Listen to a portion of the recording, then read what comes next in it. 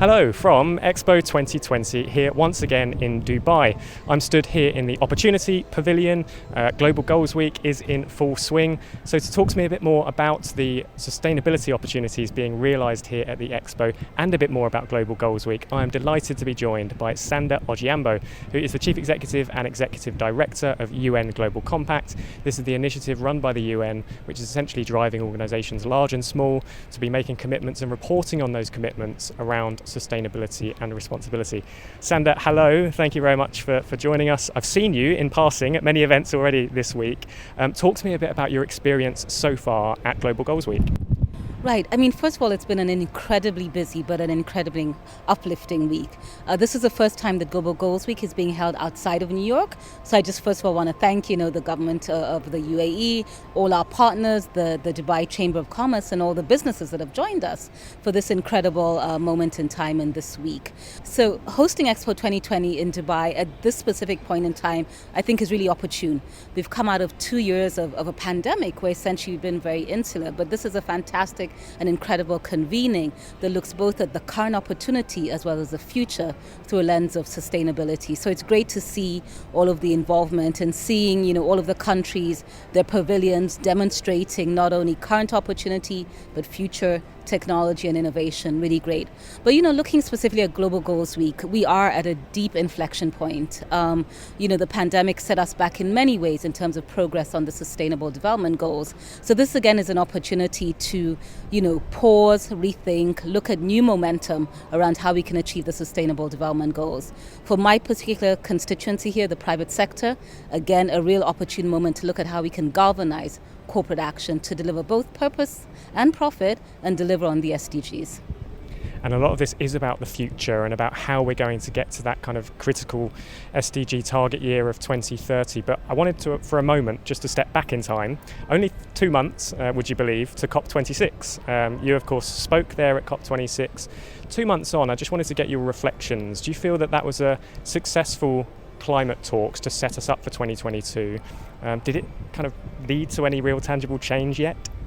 Well, look, I mean, COP26 was certainly, a moment of lots of negotiation and negotiated outcomes. I mean, one of the things that we did achieve was the desire to keep the 1.5 degree promise alive. And I think that is a really important commitment. The estimates are that we're severely off track, in terms of that. So it is really important that we're able to get that momentum around the 1.5 degree commitment. That's really important.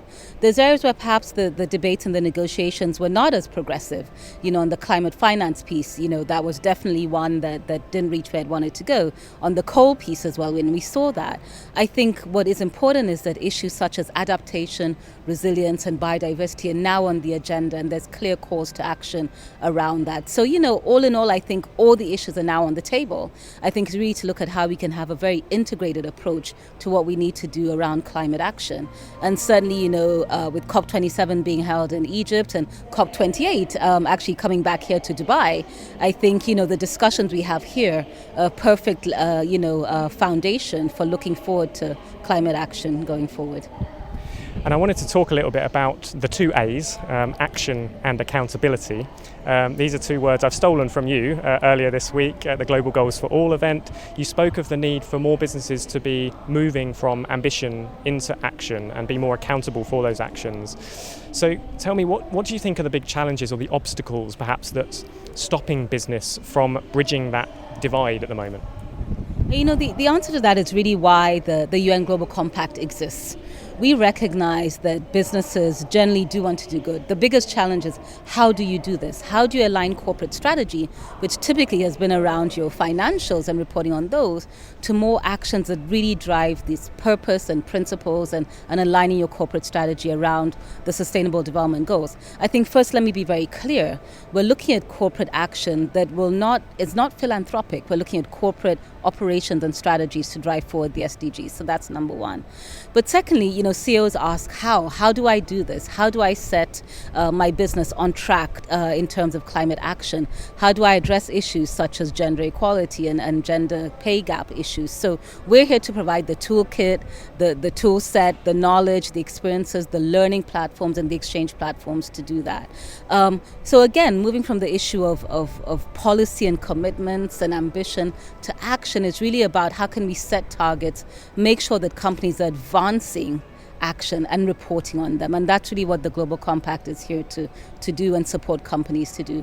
We have a reporting framework that we've just digitized, our communication on progress. It is a mandatory reporting framework. At the moment, we've called for early adopters to use the new digital platform. But by 2023, it will be mandatory for all of our companies to demonstrate that they're making progress around our 10 principles, which are very much aligned to the SDGs, and ultimately progress on delivering on the SDGs. So again, the Global Compact will provide you the toolkit to help you develop actionable strategy and also a reporting framework to report on the progress that you make. And you gave an incredible statistic at the Global Goals for All event around a survey that you conducted recently on businesses in regards to net zero commitments and science-based targets. Could you remind us of that statistic? And also, I'd be interested to hear from you what specifically you would like to see happen to try and bridge that divide that's happening, we're seeing around net zero. I mean, could we make science-based targets mandatory? Do we need some radical thinking and action like that? Well, certainly. So a little bit of context. Leading into COP, we undertook our annual CEO survey, at which we survey about 1,200 CEOs from all across our business membership, Global North and Global South. And we zeroed in on a question on climate action and climate commitment. And what we found was about 70% of CEOs definitely recognized the need for climate action, and they acknowledged that they were, thinking about it and looking at how they should do this in their business. About 57% or so felt that they were actually taking firm action, but really only 2% of those surveyed had set science-based targets for this climate action. And I think therein lies the ultimate challenge. Again, lots of commitment, lots of desire to do good, perhaps even lots of action, but is that action, calibrated in a way that allows to make the shifts that we need for businesses along green trajectories and certainly commit and drive actions towards that 1.5 degree trajectory. And so for us, it's again a demonstration of the clear gap between policy, commitment, action and outcomes. And so we co-founded the Science-Based Targets Initiative a couple of years back that again helps companies identify transition pathways, helps them set targets along a science-based targets route, and then gives them the support and the technical support to get there. So whereas we realize there's a gap, we also have the solution to help companies address that. It's really interesting. Okay, so back to Global Goals. We're here, Global Goals Week, 17 hugely important goals being discussed throughout the week. Is there kind of one particular goal that you think really stands out at the moment in the wrong way, in that we're kind of too far behind, that you think businesses should really prioritise and put at the forefront when we're talking about ambition into action? Or is that the wrong way of looking at it? Do we just need to look at all 17 goals in equal? Well, look, I firmly believe all the goals are interlinked, and I think that's the way that the goals were designed ultimately. It's not to say that all companies and all entities should take them all on, but there's a strong interlinkage. Some of them are more rooted in development, the first couple of goals, health, education, etc. Others are areas where you can actually make significant financial investments to be able to move those agendas forward. To your point, I think there is one existential crisis that lies ahead of us, which is the climate crisis. But on the other hand, at a very social level, I think particularly over this pandemic period, we've seen widening inequalities, inequalities amongst the haves and have-nots, starting with vaccine access is one of the largest inequalities. We've seen the COVID pandemic affect women and young girls more disproportionately than men. We've seen other challenges and inequalities come up in terms of income and access to, income earning opportunities. So, I hesitate to say that there's all sorts of challenges, but at present, perhaps the most existential threat that we face is really the climate crisis. Which brings me on to my last question, which was going to be, perhaps in terms of that climate crisis, thinking about Edie's audience of sustainability, environmental professionals and business leaders. We're now, I guess, fully into 2022, but if you had one key piece of advice or New Year's resolution, if you like, for businesses, what would that be? I'm not going to call it a resolution because, the statistics say the resolutions are broken by March. So let's call it an imperative. Let's call it an imperative for business. Look, I think the climate crisis is going to affect all of us in some way, shape and form. So I think it's imperative for businesses to look at what their footprint is, what their emissions footprint is, and what the right type of action is. It may be in the mitigation space, it may lie in the adaptation space, it may lie in the resilience space, it may suddenly be around how they protect and promote biodiversity as we go along. It may be that a company has an immense opportunity to shift financing in favor of climate action.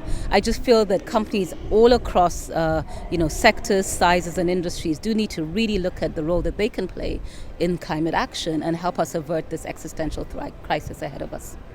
Well, I can see in the corner of my eye people are wanting to get photos and selfies in front of this UN Hub hashtag. So I'll bring the conversation to a close. Sanda, thank you so much. That was a really nice, inspirational and action-provoking tone to end on. Best of luck with the rest of Global Goals Week. And thank you all at home for tuning in, and see you again very soon.